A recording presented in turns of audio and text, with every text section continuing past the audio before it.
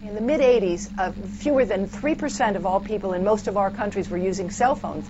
But you fast forward to today, when almost 100% of people are using cell phones. By the time they're 19 or 20 years old, they will have used the phone for 10 years, and we have no idea what type of risk that's carrying.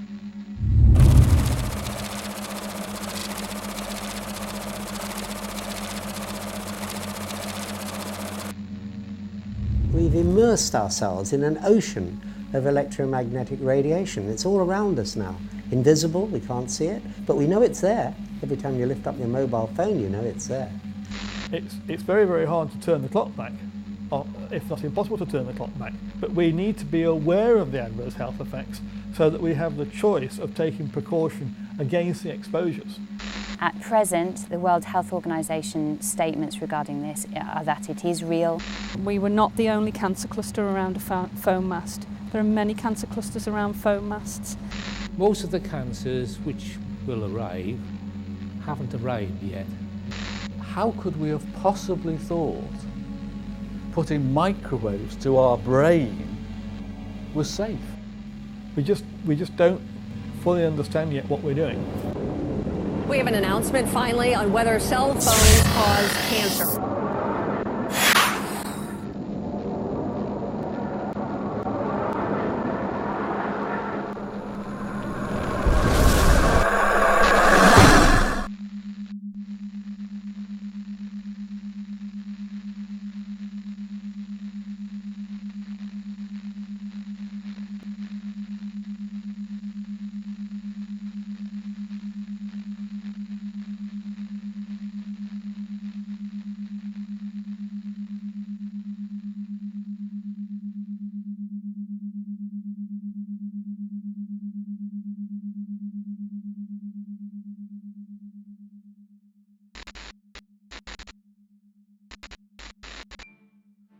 An unknown scientist is about to make a discovery that should have changed everything. His name was Winifred Otto Schumann. On the day in question, he was teaching his students about the physics of electricity, how a sphere within a sphere can create electrical tension, and subsequently, a frequency. Schumann's class had struggled to understand the subject, so to make it easier, the professor instructed them to imagine the Earth as one sphere and the ionosphere as another. He then asked them to calculate the tension that would exist in between. Having no idea himself, Schumann also began to calculate. Eventually, he arrived at a frequency of approximately 10 Hertz.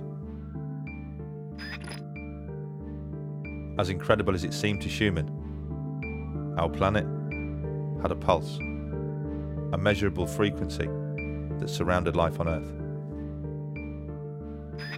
Although the professor was proud of his find, he didn't see it as a hugely significant one, especially as it was only published in a small science journal, confined to the back pages, under the heading of Schumann resonance. It would take several years and an incredible twist of fate before the professor would begin to realize the true importance of Schumann resonance. That twist of fate had begun 30 years earlier with another German scientist by the name of Hans Berger. Using an EEG machine he had built himself, Berger had made the first ever recording of electrical frequency transmitted by the human brain. It was initially suggested the wave be named after the man who'd discovered it, but Berger, being a modest man, elected for an alphabetical name, and called it the alpha wave. Shortly after Professor Schumann's discovery, one of Hans Berger's colleagues, a man named Dr. Ankermüller, happened to stumble upon a bedraggled copy of a small scientific journal.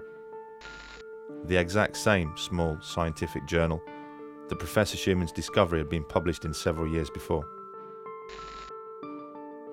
He read the piece several times, shaking his head in disbelief. He realized instantly the magnitude of what was in front of him. The frequency of the alpha waves, recorded by Hans Berger, were almost identical to Schumann resonance. The frequency of the Earth. Dr. Ankermüller immediately contacted Schumann to convince him to investigate further. Schumann agreed and worked alongside one of his students to refine his discovery.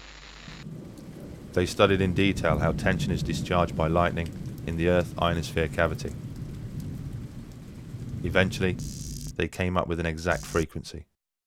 The pulse of the Earth, Schumann resonance, was exactly 7.83 Hertz.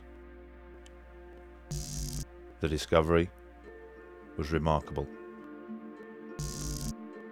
Schumann resonance wasn't just similar to the alpha waves of the human brain, it was identical. The brain's frequency, which controlled our creativity, our performance, our stress, anxiety, and our immune system, had somehow tuned in to the frequency of the planet. The pulse of the Earth had become the pulse of life itself.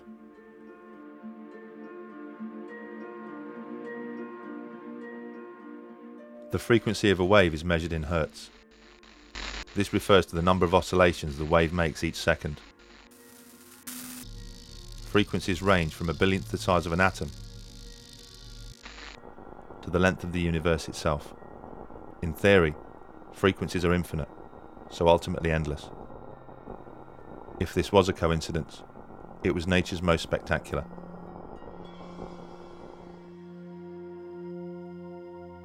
So what did all this mean? It wasn't long before somebody tried to find out. His name was Rutger Weaver, an acclaimed scientist from the Max Planck Institute. In the early 1960s, the professor constructed an underground bunker in order to examine the circadian rhythms of man. The circadian rhythm is the day-night cycle that is engraved into all life. Over a 30-year period, the professor conducted experiments in which student volunteers would spend several weeks at a time living in the bunker, completely shielded from the natural resonances of the Earth. In his results, Weaver noted some astonishing findings. He discovered that when Schumann resonance was filtered out of the bunker, the students' physical and mental health would suffer. He took students down there. He didn't trust to do it with ill or old people. He took young students down there because he knew, Weaver knew that there would be an effect. So obviously underground you don't have Schumann resonance. You only have the transverse magnetic fields from in the Earth. So by putting them underground, they started feeling sick, having headaches. Their circadian rhythm was completely upset.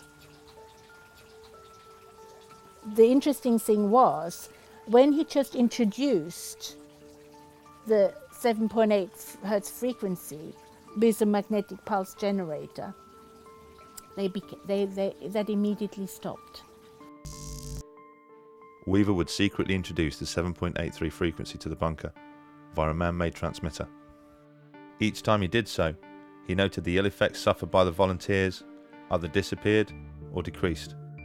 Their stress, headaches and emotional distress was reduced, and their sense of well-being was restored. All by the introduction of Schumann resonance.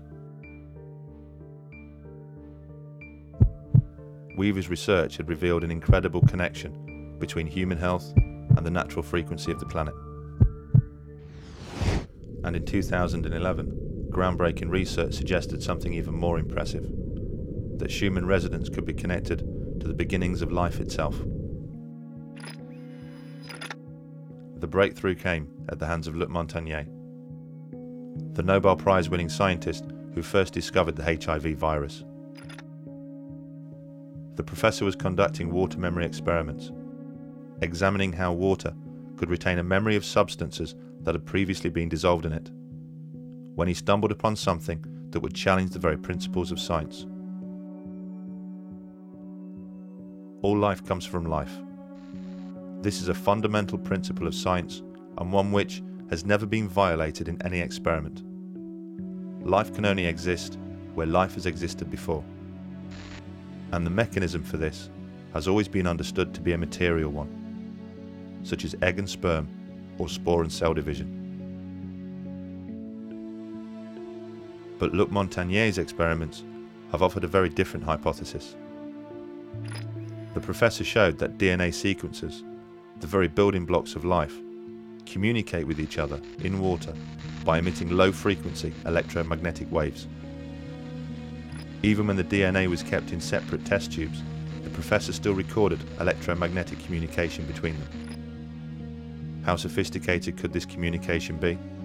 Well, Luc Montagnier showed they are able to organize nucleotides, the ingredients which actually make up DNA, into brand new DNA. Science has combined these ingredients countless times before, but in no experiment have they ever been able to recreate the spark of life and transform nucleotides into actual DNA, not without DNA already being present.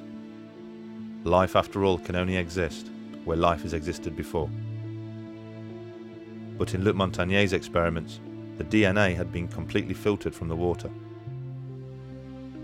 Yet new DNA was still formed. Just how was this possible? How had Luc Montagnier managed to achieve what no other scientist could, and create life where no life was present? What was so different about Luc Montagnier's experiments? There was the presence of a frequency which, when removed, would cause the experiments to fail, but when present, would ensure that they would succeed. That frequency was 7.83 Hz, Schumann resonance.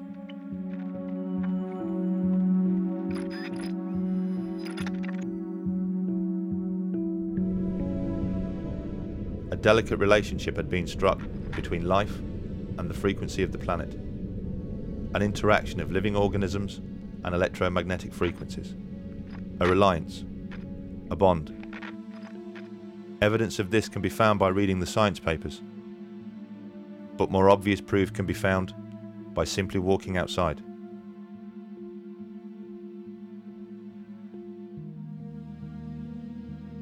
How did all this happen?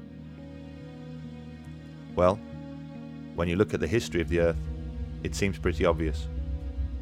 Schumann waves have been part of this planet since the very beginning. Life evolved surrounded by them, and inevitably tuned in. In fact, our sensitivity to frequency became deeply connected to our ability to sense another of the planet's phenomena.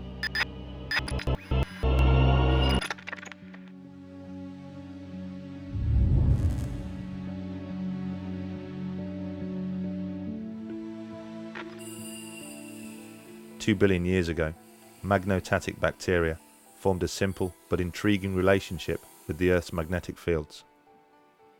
The single-celled organism contained particles of magnetic material. This enabled it to act like the needle of a compass and orient along the magnetic lines of the Earth. As organisms became more complex, so did their reliance on the Earth's magnetic fields.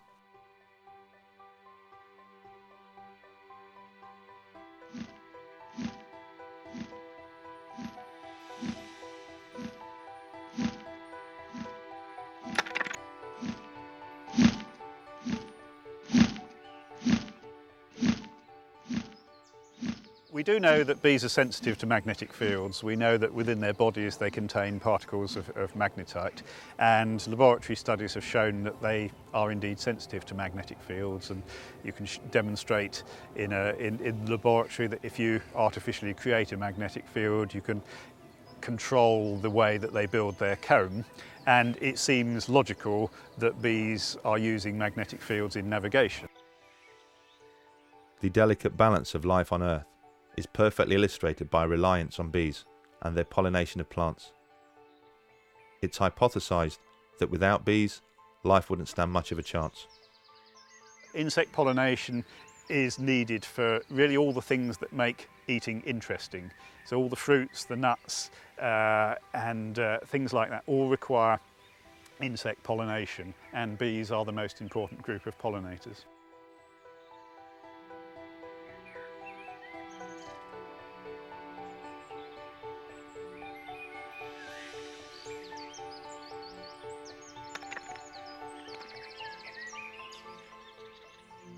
If the bees weren't here, we'd have a very boring diet. Yes, we would have a very thin existence. I think that's the point without bees. And of course, as well as the food that we need to eat, they're pollinating wild plants as well. And in many cases, we don't know details about the pollination of wild plants, but we can be sure that without bees to pollinate them, many of our wild plants would disappear.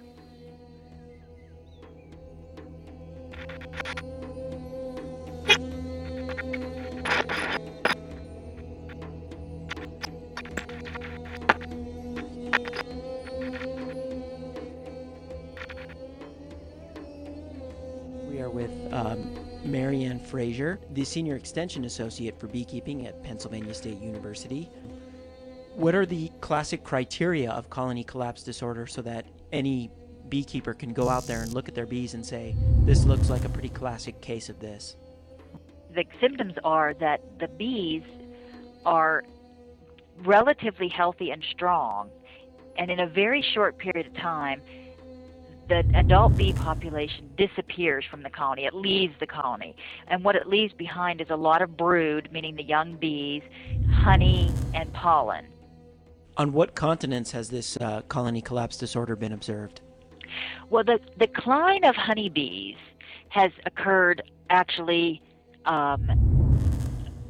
worldwide. We've seen many other countries report declines in honeybees. Whether or not it's truly due to this thing called colony collapse disorder, which is a pretty unique set of criteria, is another question. And that's one of the things we're trying to understand by trying to communicate with other people in other parts of the world.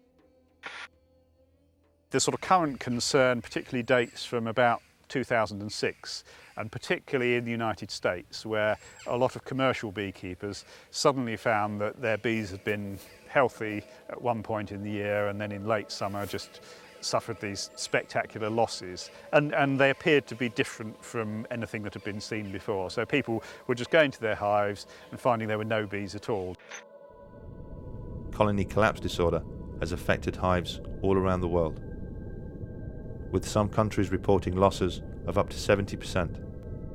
A variety of reasons have been offered as to its cause, but none of them have been able to conclusively explain why all of a sudden bees don't return to their hives. Apart from one, a sensational piece of research by Joseph Kuhn and his team. In an experiment, the doctor worked with 8 beehives and placed a regular home deck phone inside half of them. The scientists then monitored if the presence of a deck phone would affect the way that bees returned to their hive. The results were astonishing. In the hives where no deck phone was present, the bees returned at a normal rate.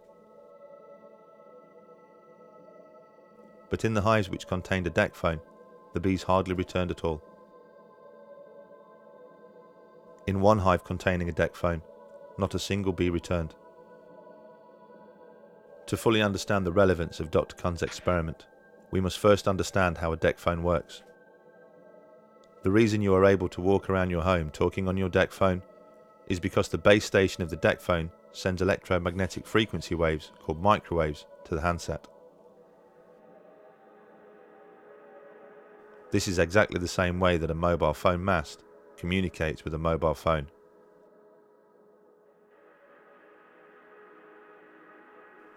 A deck phone is basically a miniature version of a mobile phone mast.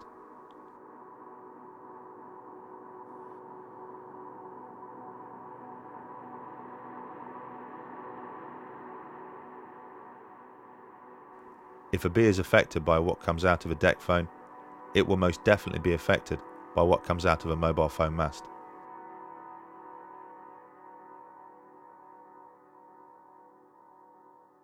And with 4 billion mobile phone users around the world, all of a sudden, there are an awful lot of mobile phone masts.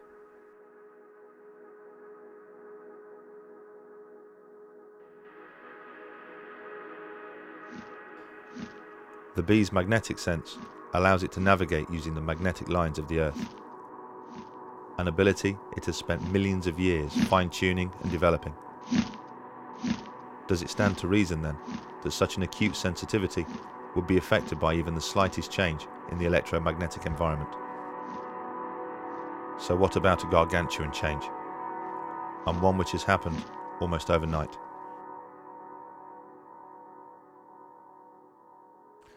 Are there other species that have this sensitivity to magnetic fields? A sensitivity which ultimately makes them vulnerable to man-made frequencies. Unfortunately, the discovery of a new protein cell called a cryptochrome suggests all life has a magnetic sense.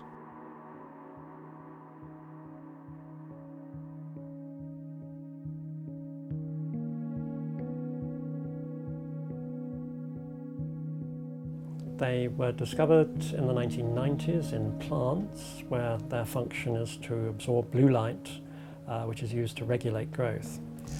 They were since been found in insects, animals, mammals, including humans, and in birds. Cryptochromes are a biological molecule called a protein. It's generated by some of your genes called cryogenes. And the cryptochrome molecule actually controls your circadian rhythms, including melatonin production. Some of the cryptochromes seem to have a function of absorbing light as detectors for the circadian clock. So they are inputs for the light-dark cycle that many species seem to have, plants as well as animals. But in the year 2000, Thorsten Ritz demonstrated an even more amazing role for the cryptochrome. In a series of experiments on robins, he demonstrated that their navigational sense was not only a magnetic one, but it came directly from the cryptochrome cells, which are located behind the eye.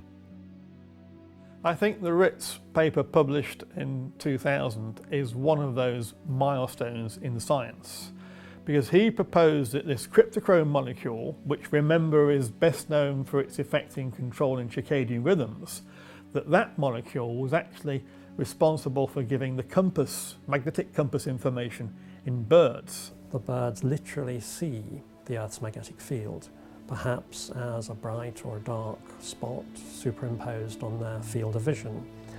And as they then move their head or their body around, this spot moves, and so rather like a heads-up display for a fighter pilot, they have this thing that they see, goodness knows what it would be, which allows them to orient while they're flying. The way he tested that was to expose birds to radio frequency fields to see if it actually disturbed their magnetic compass. And not only did the radio frequency field indeed disrupt the migration of robins, but it did so at very, very low intensities of fields. And that's really important and really interesting, that very low level radio frequency fields interfered with the robin's compass. The experiments by Ritz clearly demonstrated that the cryptochrome cell used in navigation was seriously affected by man-made frequencies, and man-made frequencies at levels well below those deemed safe by the governing body ICNIRP. All of the animal navigation studies, the cockroaches, the zebra finches, the chickens, the robins, they've all had their magnetic compass disturbed by radio frequency fields well below the ICNIRP public exposure limit. In fact, work on birds, particularly birds and insects, have shown that they are sensitive to fields way below the ICNIRP levels that claim are safe for us.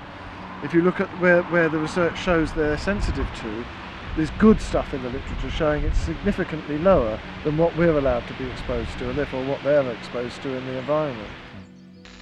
There's certainly solid scientific reason for supposing that magnetic fields, artificial magnetic fields, will disturb the habitat of a number of species.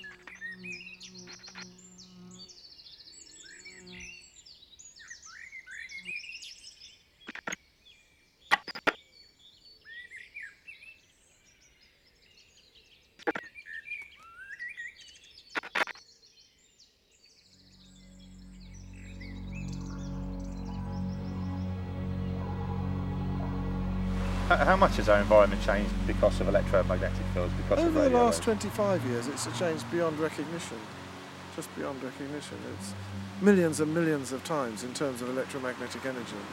The former National Radiological Protection Board, in one of their documents, said that they thought that the radiation environment, if you like to call it that, had increased many millions of times from what it was 50 years ago. Many millions of times.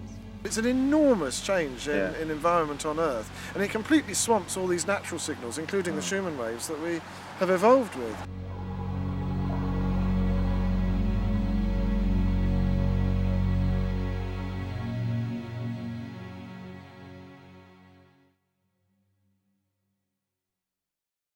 One of the reasons that cryptochromes are particularly interesting from the point of view of human beings detecting magnetic fields is that there's a recently study by Dr. Foley and colleagues showing that if you put human cryptochromes into the fruit fly, then the fruit fly is magnetically sensitive because of the presence of these human cryptochromes.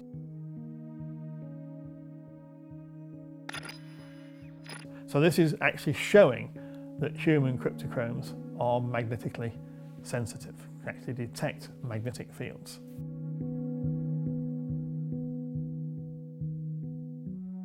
The discovery of the cryptochrome cell has sparked new interest in the magnetic sense of man, a sense that Robin Baker had predicted some 40 years ago. This is not some kind of scientific blind man's buff. It's an experiment to find out whether children have a sense of direction. Blindfolded and earmuffed, the subject is turned around in a special chair until he can't remember which direction he's facing. The chair stops and the subject guesses whether he's facing east, west, north or south. The guess is recorded in a small computer. If children had no sense of direction, their guesses would be random, but they're not. Children after the age of about 10 or 11 make pretty good guesses. It seems they have a real sense of direction. And it seems to be a magnetic sense. When the scientists strap a magnet to the subject's head, it disrupts his sense of direction severely. And this is a huge advance in understanding. It begs all sorts of questions. It begs questions as whether human beings can actually navigate in the Earth's magnetic field. Even though they don't do it today, did they do it thousands of years ago? And of course it begs the question as to whether this is a process by which magnetic fields are actually detected in the human body, which leads to this disturbance of circadian rhythms, which would explain all these adverse health effects that we see so much of in the epidemiological studies of the health of magnetic fields.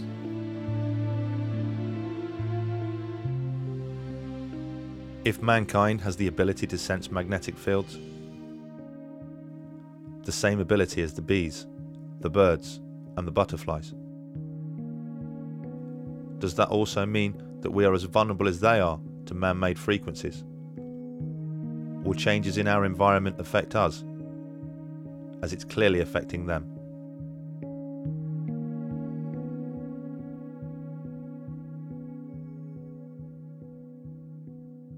Rolling. Okay, so what is how do you describe electrosensitivity? Electrical sensitivity is when people start reacting, their body starts reacting to electromagnetic fields. Generally speaking, the electromagnetic fields that they'll be reacting to is wireless. So it'll be wireless communications, it'll be Wi-Fi, it'll be cordless phones, deck phones, mobile phones, masts.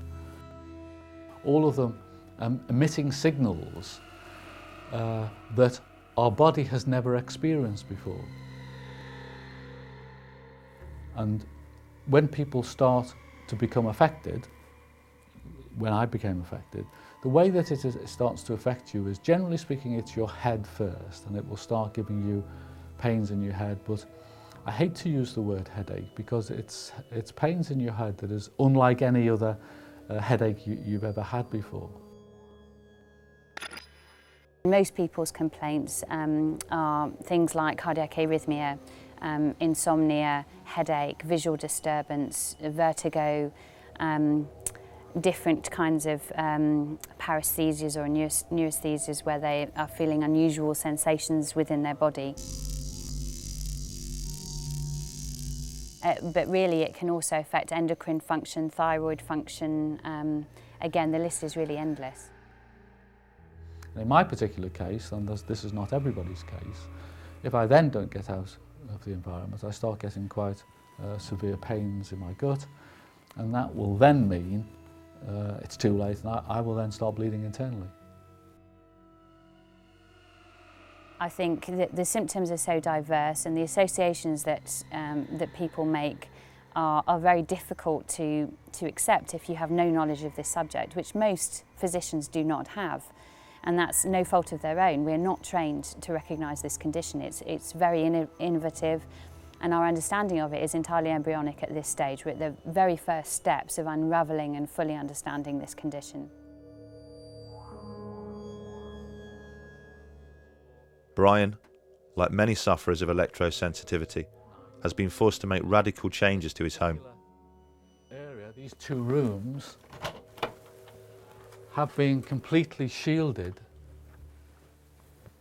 in metal foil, so that this room and the bedroom are a Faraday cage. And if you actually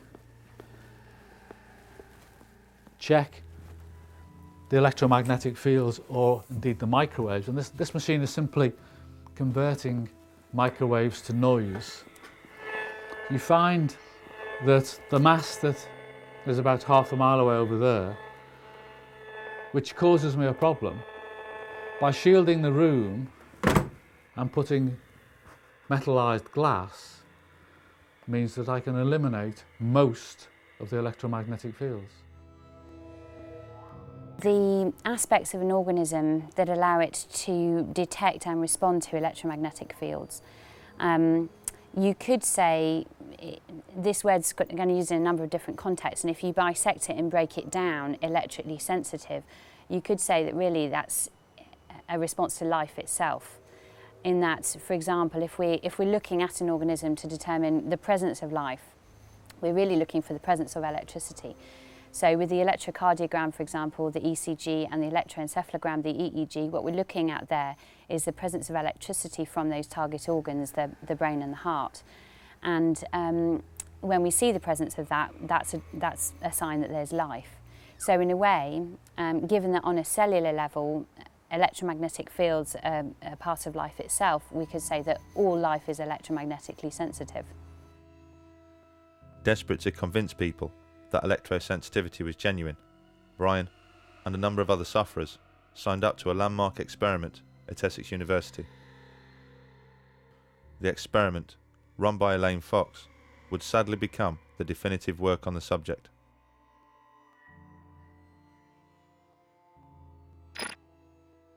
You have to go into a shielded room, and you go in there for a relatively short period of time, and the mast is on for 10 minutes and off for 10 minutes and on for 10 minutes, and to see whether you can detect whether it's on or not.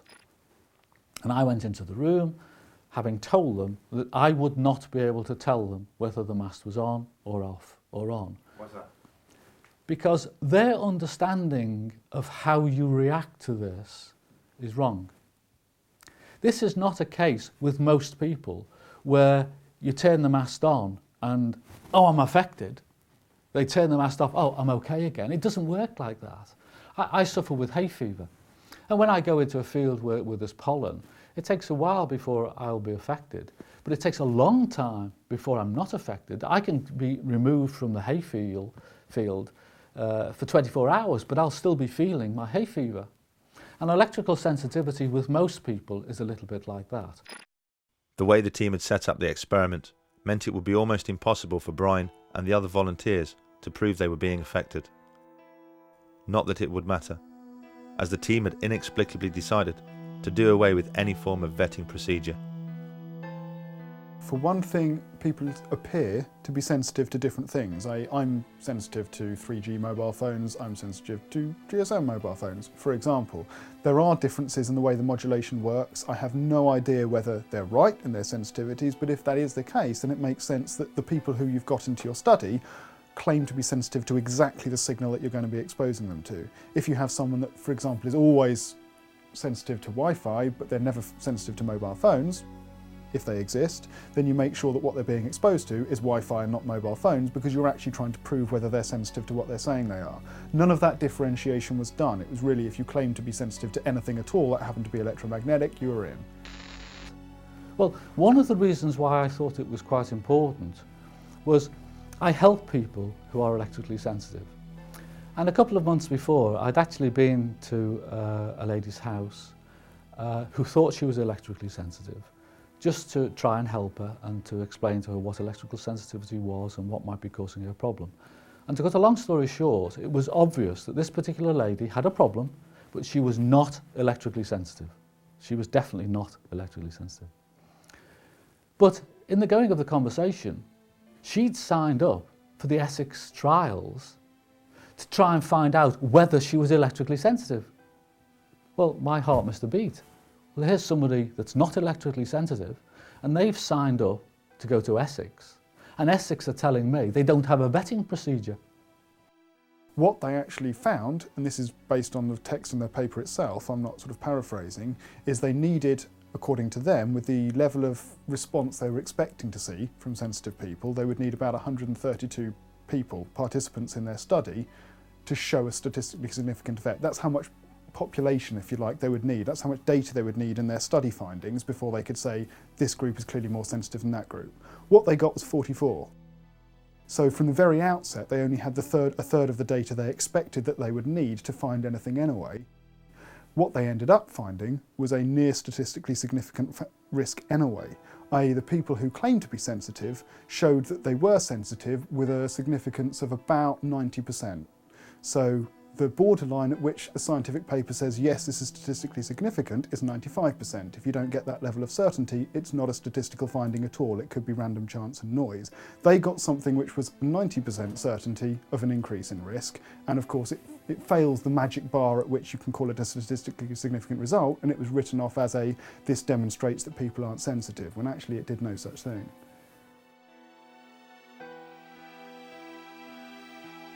The constant exposure to the mast took its toll on a number of the volunteers, making some of them so sick they were forced to withdraw from the experiment. For Brian, the effects of the experiment will be felt long after he left Essex. I've had, my first colonoscopy was 7 years ago, my second one was 4 years ago, my third one was about a year ago. There's nothing the matter with me, there's nothing the matter with me. Absolutely, you're imagining it. I've got colon cancer. So from the first time that I bled to the time of removing the polyp was 7 years. When I asked the doctor how long does it take to cancer to develop, 7 years. So you can virtually track the time when I went to Essex, and there was one occasion before where I started bleeding. With that bleeding has caused me colon cancer. How could such a botched experiment be held up as such a definitive piece of research? Why would such an experienced team make such fundamental and obvious errors in their work? Could it be anything to do with those who provided the funding? The Essex experiment is one of a number of experiments funded by the MTHR, a company set up and funded by the mobile industry themselves. Could you explain what MTHR does and how MTHR is funded? Yes, the MTHR programme is funded jointly by the UK government and the mobile telecommunications industry, and it funds research into possible adverse health effects related to mobile phone technology. The whole issue of who funds scientific research is a thorny issue. I know many scientists like myself who, when they get a new study to read, the first thing they turn to is the back of the page where it says who funded it. Is there, do you think, maybe a conflict of interest in the mobile phone industry funding research into the harm that it does? Well, of course there is a potential conflict of interest, and that's why a programme of funding like this has to be carefully managed. I've done a lot of work with the telecommunications industry because I happen to have I organise the communication workers representation in here, and so I've talked to these people for a long time. I think they would like to be objective, but they are driven, particularly in a market where they're fighting each other for market share by profit, and therefore they may fund research, but much like the pharmaceutical industry, you often find that they're hiring people who've already spoken on their side of the argument. Scientists aren't pop stars, they don't earn a lot of money, they have houses to finance, they have families to look after. Who can blame them for recognising that if they find the wrong results, they're not going to get another job from that source at any rate? There are psychological pressures, even in the absence of actual pressures, which may or may not be present in individual circumstances. There are clearly psychological pressures to conform and to please the organisation providing your funding. You feel obliged. You feel obliged, you feel obliged. There are some really solid statistics showing that where there is an issue over electromagnetic field effects, that the studies funded by the utilities or by the power industry or the radio industry or by the mobile phone industry are funded by them, that the studies tend to be significantly negative, whereas the studies funded independently within universities and so on tend not to be so. It's a challenging area in which to research. It's not easy to do studies of that sort, and because of the constraints of doing research in human subjects, you're not going to have perfect research studies. There are always going to be limitations. Is this a real condition? Yes, absolutely it is. At present, the World Health Organization statements regarding this are that it is real and symptoms can be severe and disabling. Figures for electromagnetic hypersensitivity are around 2 to 3%. Those are people who've had their life extremely affected by this condition. But, as I've previously mentioned, on a cellular level, 100% of people are reacting. That means that the healthcare consequences of not taking this seriously and not recognising it are potentially huge. And the numbers of people that have mild or moderate electrical sensitivity are probably far higher than we estimate.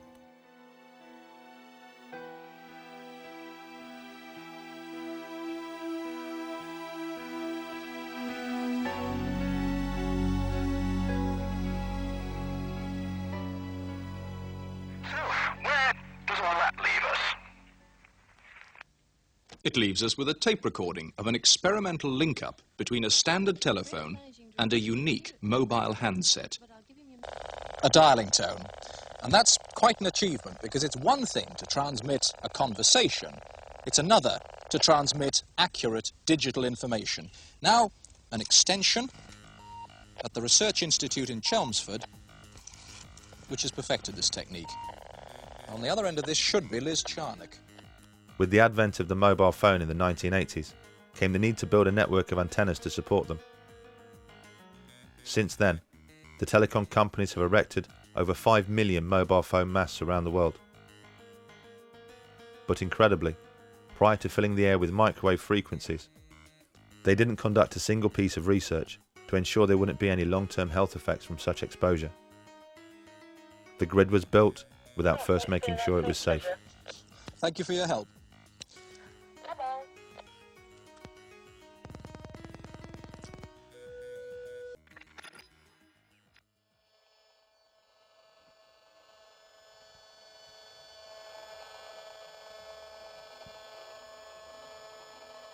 So it's pretty ugly, isn't it?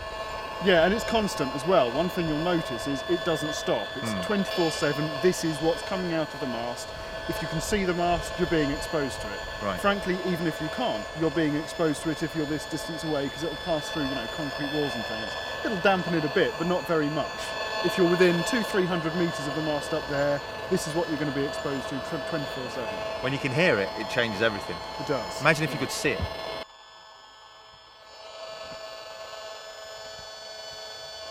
It'd be the equivalent of seeing a daily smog. Yeah.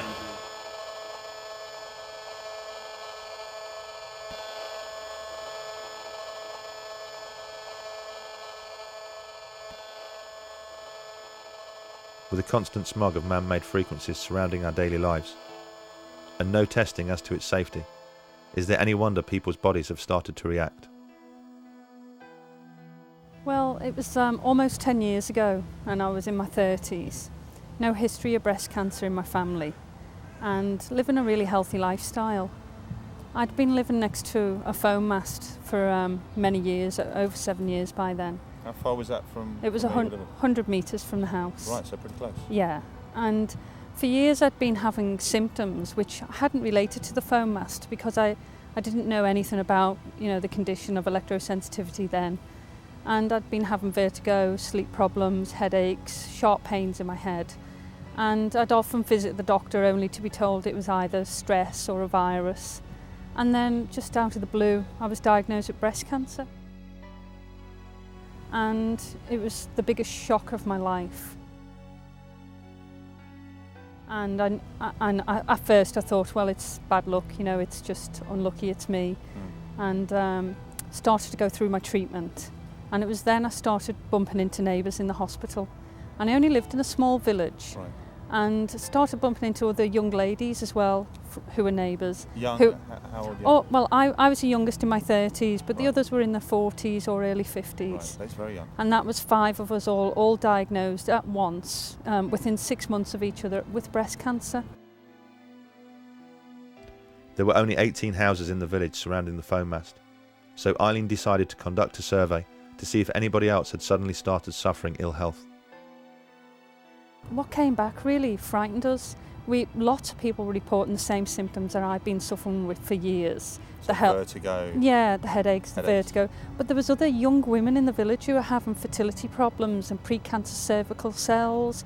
Other young ladies who'd had breast cancer benign lumps, and there were other conditions of cancer as well in the area. One of our neighbours, who was only 51, had developed motor neurone disease, and he unfortunately died. And so we unearthed a horrendous can of worms. We'd done a count of 77 people in the houses. And out of 77 people, how many people were suffering biological effects? The estimate was around 70%. People 70% of people who'd had effects over the years with biological effects, sleep problems, skin rashes, benign lumps or cancer. Yeah, it was it had a big impact on people in the village. I think this is a global, massive problem. We found since then that we were not the only cancer cluster around a foam mast. There are many cancer clusters around foam masts. And we'd worked with a local scientist where we looked at other foam masts that have been in areas for a long time and conducted other surveys and found other cancer clusters as well.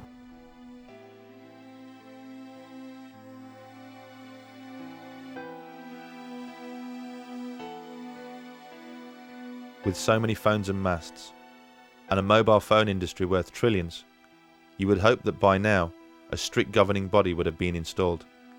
An iron-fisted regulator who ensures the telecoms industry errs on the side of caution.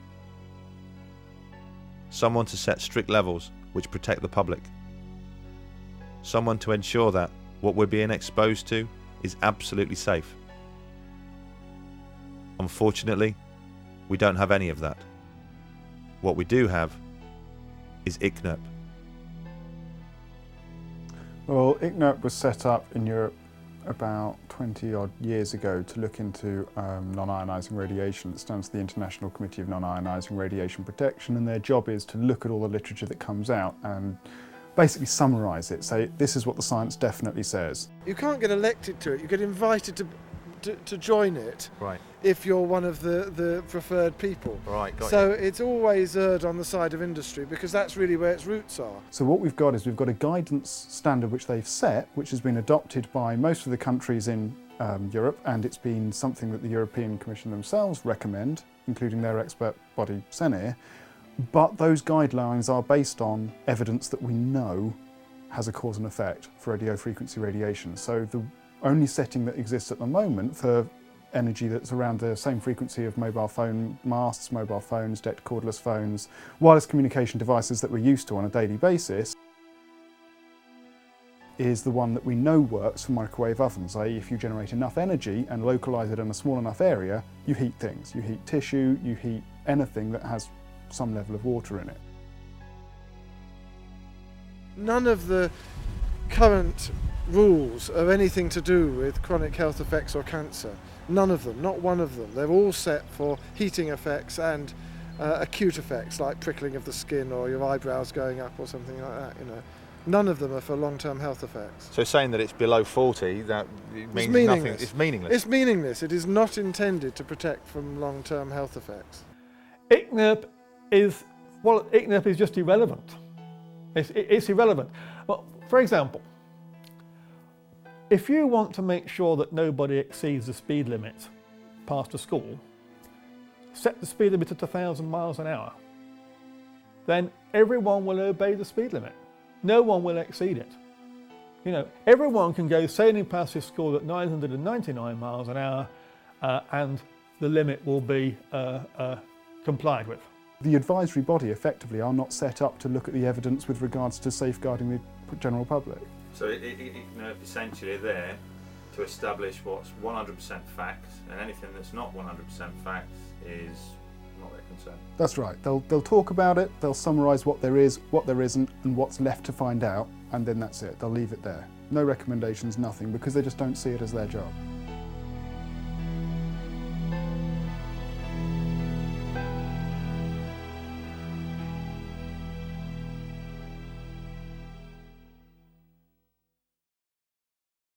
What if I try and make a call? Let me try and make a call. If you try and make a phone call, it'll be almost constant because it starts a proper sort of two-way high bandwidth transmission. Okay, let's do that. Oh wow. So as soon as it picks up, this is it trying to, and this is once it's on call mode, this is now what the phone's doing. And that's waves going from my phone to the base station and then being transmitted from there. And that's it's picked up. That's horrible. And that's basically what your phone's transmitting into your head all the time, that you've got it operational and you're using it for phone.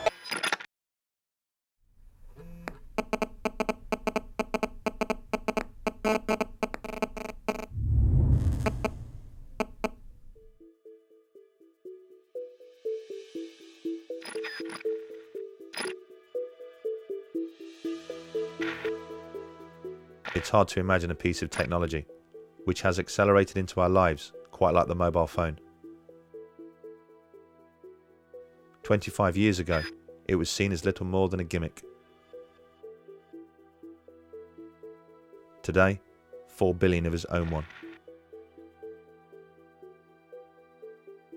And the average age of a child when they receive their first phone is just 8 years old.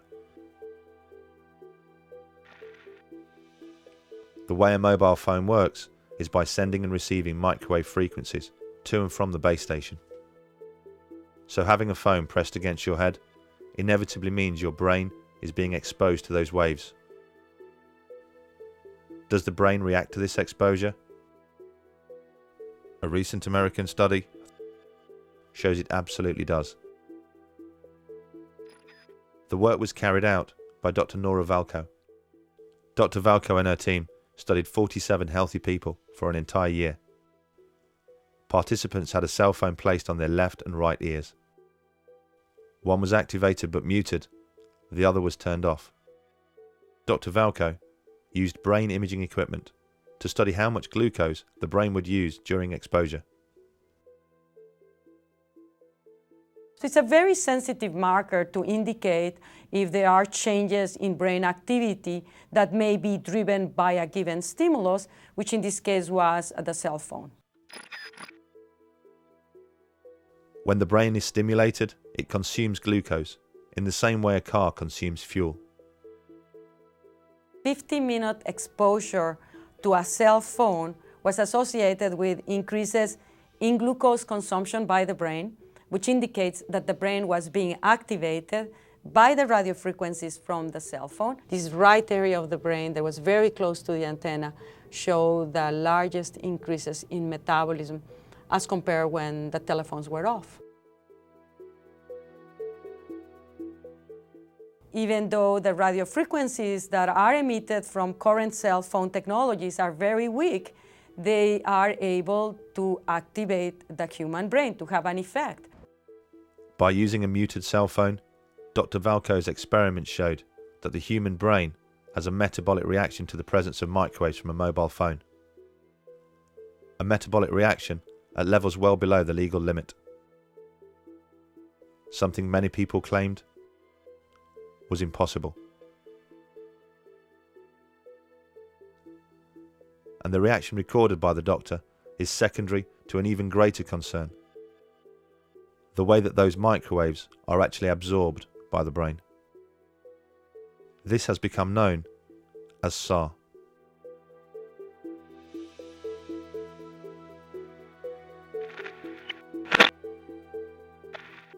SAR is, well, first of all, it stands for specific absorption rate, and that's the measure of how much radio waves, or how much RF energy, in this case radio waves, is absorbed into the human body over a certain period of time within a certain volume. So it's a measure of the heating effect that a radio transmitter would have on your body, on the human body. The SAR for every mobile phone is measured in this way, using an artificial head called a SAM phantom. This is filled with a glucose mixture which represents the brain. The probe measures the amount of microwave radiation that penetrates the SAM phantom skull and calculates a SAR rating based on how much energy is absorbed.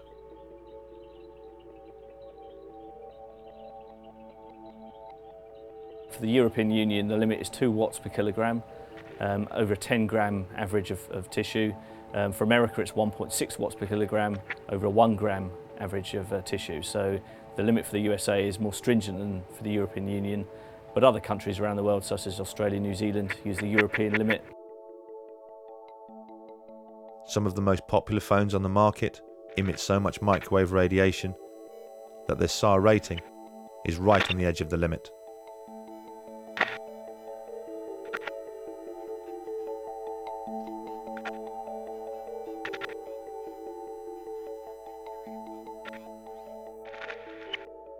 Every millimetre of skull helps protect the brain against the phone's microwave radiation, and therefore lowers the phone's SAR rating. Children get their first phone at the average age of 8 years old. An 8-year-old skull is considerably thinner than that of an adult, so you would hope that phones are tested against a skull which represents the thickness of that of a child. The SAM head is an average shaped and sized human skull.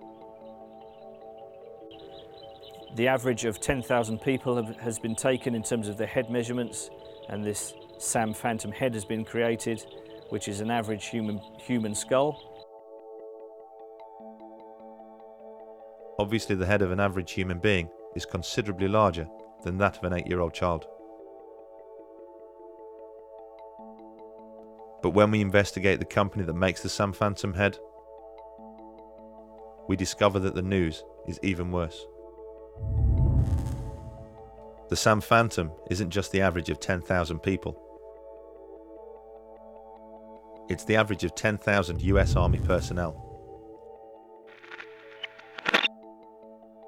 And US Army personnel most certainly have a larger, bigger, thicker head than the average 8-year-old.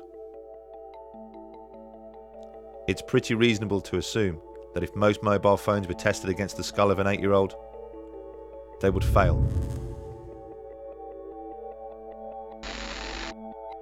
Who is it that sets the standards?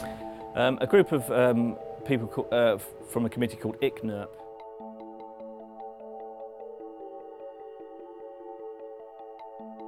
The people who do the work on mobile phones are, by and large, engineers. They have no idea what is going on inside the living cell, but they are pontificating on this. They make the assumption that the only thing that can affect the well-being of a living organism is if it is powerful enough to heat the tissue. But that's like saying, we know if we boil an egg, it goes hard. What they don't know is that if they don't boil the egg, it turns into a chicken. And they haven't the slightest idea how that happens, but yet they pontificate as if they do.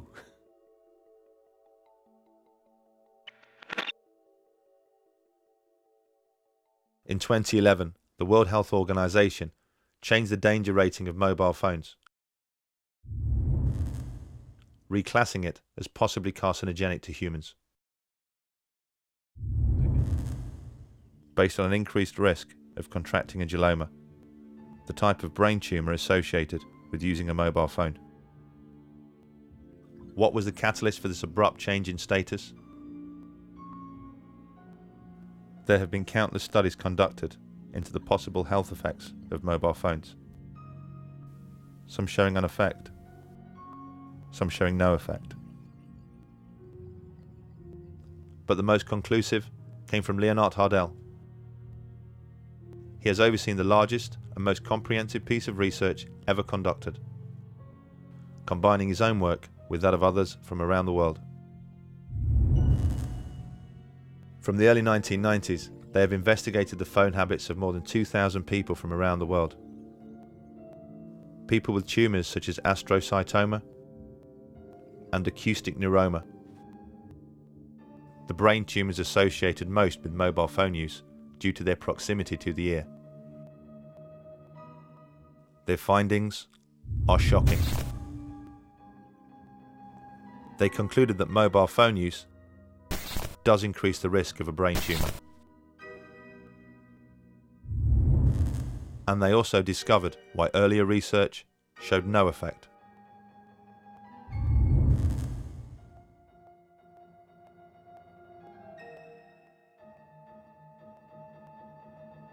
I think there's more evidence that it's carcinogenic than just possibly carcinogenic. But I can understand it in a way because most of the cancers which will arrive haven't arrived yet.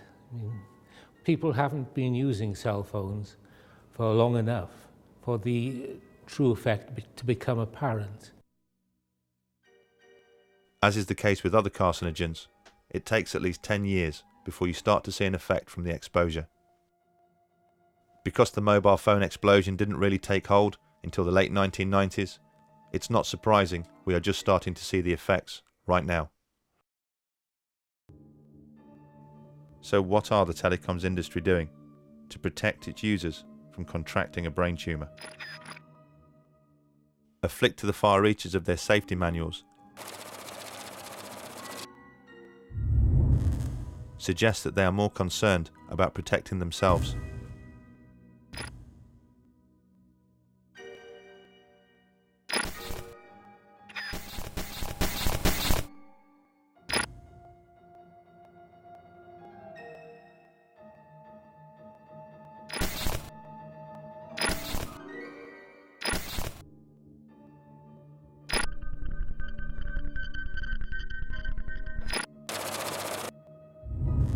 At the back of almost every single phone's user guide are instructions on how far to keep your phone from your body.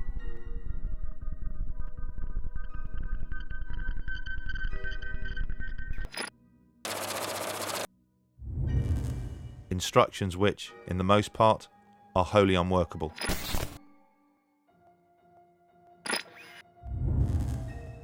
And what happens when the telecoms industry funds research into the harm that they are causing? And that research concludes that there is an effect.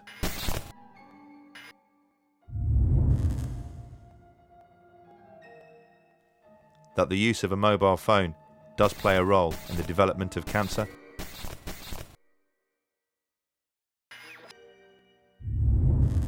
They tend to keep that research to themselves. We just don't know what we're storing up with EMF, because the effects are largely long-term, and we have, as you say, this ubiquitous exposure and ubiquitous reliance on these exposures. We just don't fully understand yet what we're doing. Although the epidemiology clearly shows that using a mobile phone increases the risk of contracting a brain tumour, what people like ICNIRP need to see is a definitive cause and effect. How it happens. What's the mechanism? How exactly is the cancer caused? It may seem obvious that a being so tuned in to the Earth's frequencies and so sensitive to her magnetic fields would naturally have a reaction to man-made microwaves. But for years, the telecoms industry have defended their actions by asking the same question. As it turns out, they've been asking the wrong question. The answer is melatonin.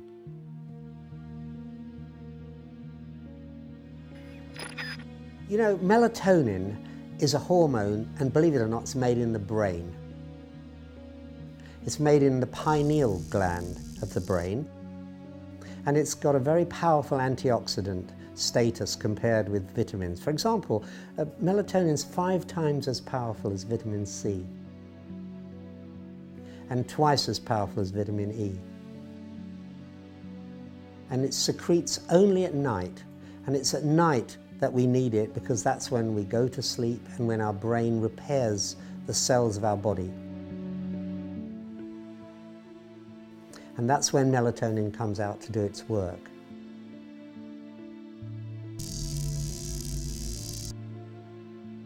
Each day, our body loses about 500 million cells. And at night, that's when our body replaces those cells. Through a process called cell mitosis, the dividing of cells. And what it's doing is it's mopping up what are called free radicals. These free radicals are really the spare electrons left over from the process of making the energy which we need to repair ourselves in the first place. Each night, as our body repairs itself, millions of free radical cells are created as a byproduct of cell mitosis. These free radical cells attack healthy cells.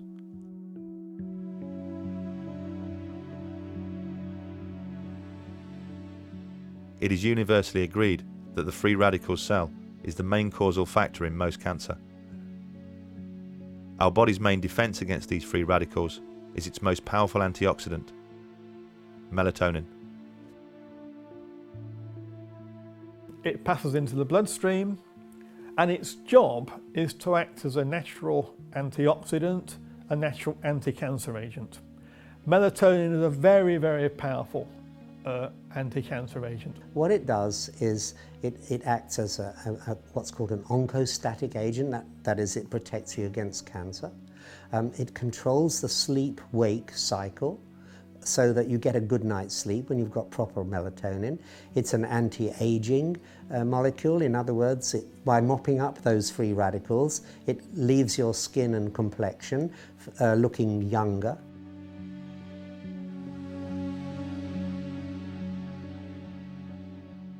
We have in our lab 12,000 studies, which we've collected over the years. And that is more studies than have ever been published on paracetamol, which is the most common headache reliever. There's more scientific interest in melatonin than there is in paracetamol. What are the consequences of having a reduced amount of melatonin? Yeah. Well, you have a reduced amount of melatonin, and what happens then is that your immune system starts to be less competent for a start. You tend to get sleep disturbance, you can't get off to sleep, or if you do, you wake up and can't get back to sleep. You can have heart complications because melatonin protects your heart as well.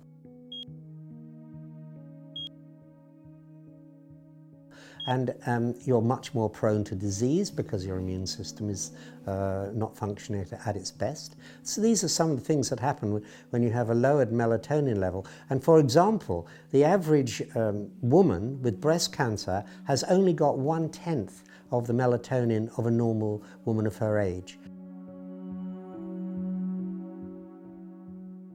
And for people with prostate cancer, they've got less than half the melatonin that they should have. Autistic children have less than half the melatonin levels that they should enjoy. Reduced melatonin in night shift workers, because they're working at night and exposed to light, they don't produce nocturnal melatonin, is known to produce a 50% increase in breast cancer risk. And the International Agency for Research on Cancer, IARC, has actually classed night shift work as a class 2A probable carcinogen because of this melatonin reduction. There are lots of studies now showing that people on night shifts or people who are blind have different cancer rates than the average population. And most of those studies support the view that the absence or the lowered melatonin has an adverse effect on health. Because the body only repairs itself at night, melatonin is only produced when the pineal gland senses that no light is present. What happens is that the pineal gland is light sensitive. It's sitting right where your brain receives signals from your eyes, that crossover point in the middle. It's called the suprachiasmatic nuclei, and the connections from there goes directly to the pineal gland to tell it whether there's any light around or not. If there's light around, then there's also interference with the signals the brain wants to send to our cells in order to repair them. So it says there's no point in the brain sending these signals out to our cells to tell them to repair, because there's so much interference that they won't hear it. So it waits, the brain waits until it's dark.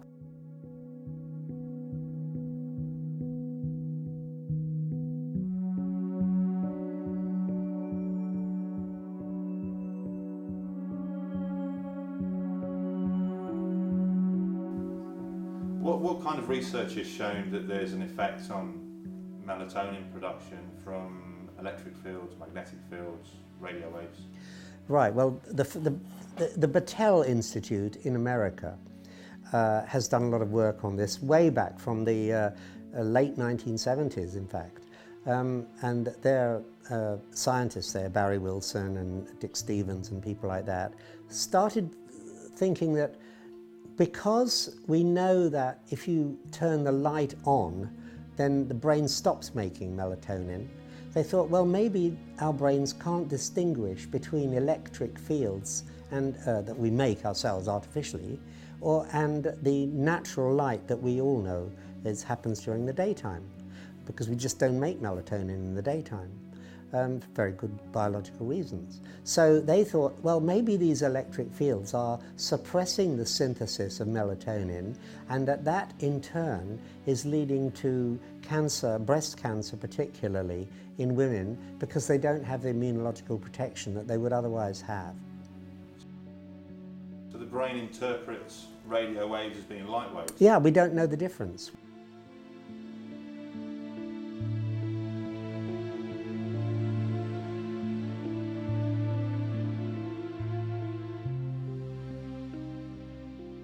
The hypothesis that the pineal gland cannot distinguish between light frequencies and man-made frequencies is certainly backed up by a wealth of research.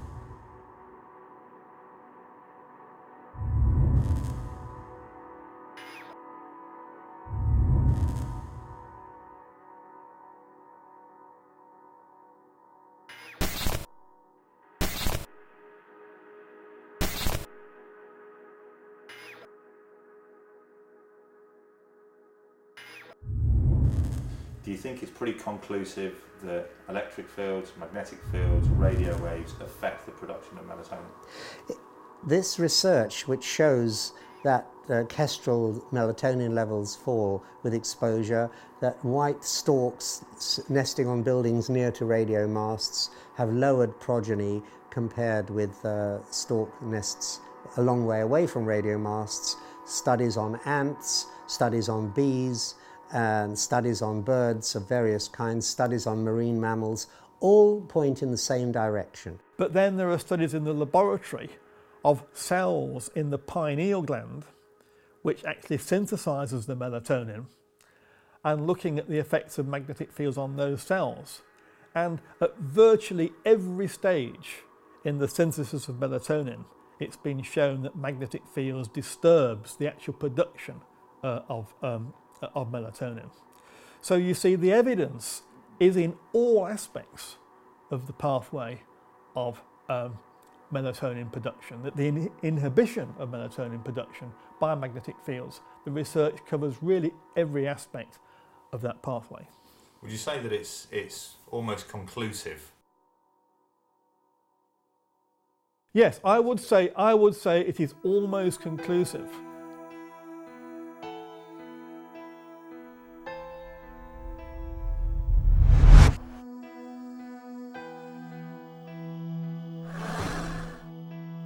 The genius of our body means it is able to counter the production of free radicals with the production of melatonin.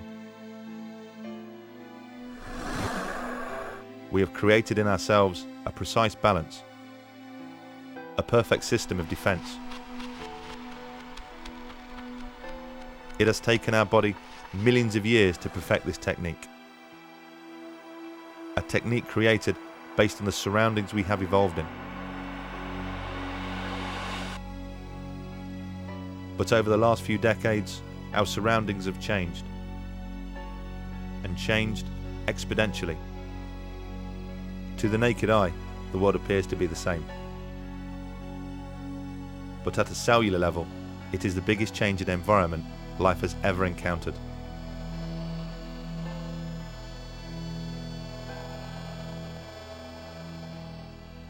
It stands to reason that such a gargantuan change would inevitably upset such a delicate balance.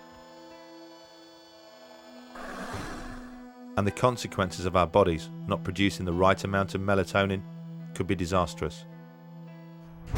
Scientists around the world now believe that free radicals could be the causal factor in every known disease, not just cancer. In the beginning of the 1900s, childhood leukemia was a medical rarity. we've seen nothing but an increase in childhood leukemia ever since that point. It's going up every year by about 2%. And that applies to many other disorders as well. Autism, brain tumours, cancer. Cancer rates in the 1910s were probably half of what they are today. And many other diseases are being connected by studies, by scientific studies, with exposure to electromagnetic fields and radiations. Not just power lines, but also to radio fields and microwave fields. Because we've in the last 50 years, really, we've immersed ourselves in an ocean of electromagnetic radiation. It's all around us now. Invisible, we can't see it, but we know it's there. Every time you lift up your mobile phone, you know it's there. It's very, very hard to turn the clock back, if not impossible to turn the clock back. But we need to be aware of the adverse health effects so that we have the choice of taking precaution against the exposures. If that's what we wish to do, that's what we need to do. What worries me are things that are actually happening now. Right. That we haven't paid enough attention to, perhaps. And one of the things that's happening is autism, or to give it its proper name, autistic spectrum disorders. Do you think we're getting to a point in science where we almost don't have a control group to be able to test things like this, because almost everybody has a mobile phone, almost everybody has Wi-Fi, almost everybody is exposed to electromagnetic fields? Yes, we are reaching a situation where so many people are exposed to electromagnetic fields from mobile phones and Wi-Fi that we no longer have a control population to look at the difference between the health of people who are exposed versus the health of people who are not exposed. I mean, if I can take an analogy, we did find out that smoking caused lung cancer. That was because some people did not smoke, and they were a control group. If everyone had smoked, we may never have found that smoking caused lung cancer. And everyone would have been dying of lung cancer, and it would have been regarded as a sort of natural disease without ever having a link with smoking. What's happening with mobile phone exposure is we are losing this population of people who are not exposed. Even the few people who don't own a mobile phone are surrounded by the radiation from the mobile phone when they go shopping, when they go on a train, wherever they go. It's not just the canary down the mine like myself. Eventually, if you simply increase the electromagnetic fields in the atmosphere, which we're doing, and we're now got a million times more electromagnetic fields, microwaves in the environment than we had 30 years ago, eventually it'll start to affect you. It's very, very hard to say where we might be in 15 years' time, but I would very much hope within a few years' time we do recognise just how much these ill health effects are actually costing society. And then we might wake up and look at the causes and realise we have to do something about the causes.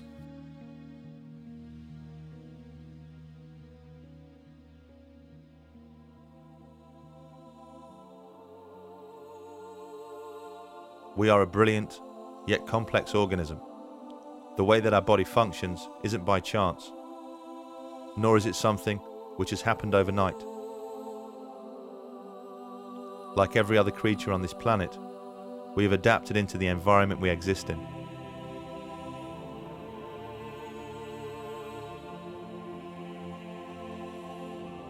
An environment which, since the beginning of time, has had a delicate balance of fields and resonances. These phenomena don't just surround us, they make us what we are. The cells of our body communicate with each other using light frequencies. Our DNA uses electromagnetic frequencies to reproduce itself. At the core of everything are protons and electrons, positive and negative, making all life magnetic. We are, as all life is, equipped with cryptochrome cells, which allows us to sense those fields in ways we barely understand. We are beings of frequency, electricity, light, and magnetism.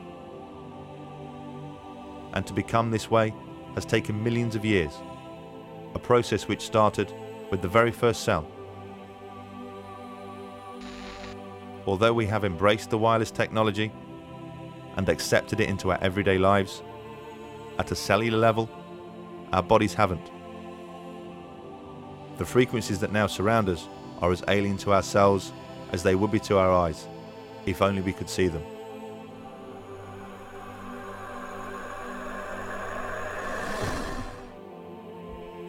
Our children are being born into a world that their bodies simply cannot understand. Where will all this lead?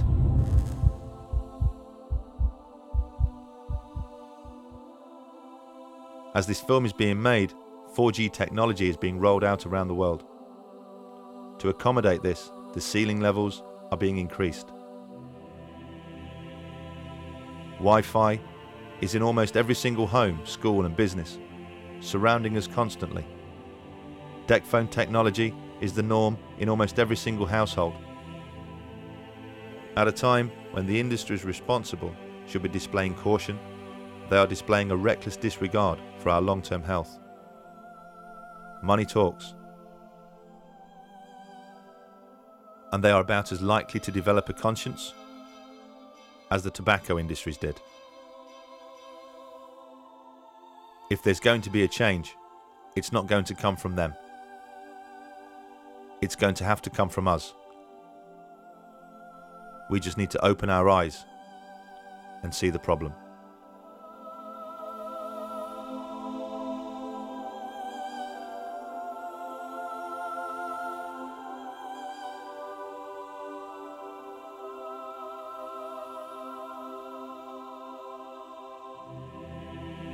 Would the MTHR, do you think, fund research into radio waves affecting melatonin, given that this is the mechanism that people seem to point to, that mobile phones affect the production of melatonin? Melatonin is an antioxidant, a free radical vacuum cleaner, if you like.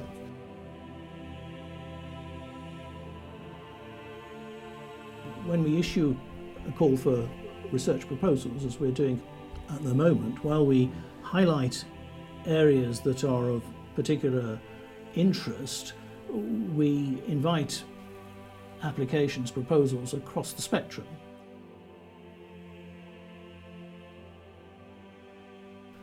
But it would have to be prioritised alongside the other applications that we get. We only have a limited pot of money, but we don't rule out funding research on melatonin. It's not one of the areas that we've identified as a priority at the moment.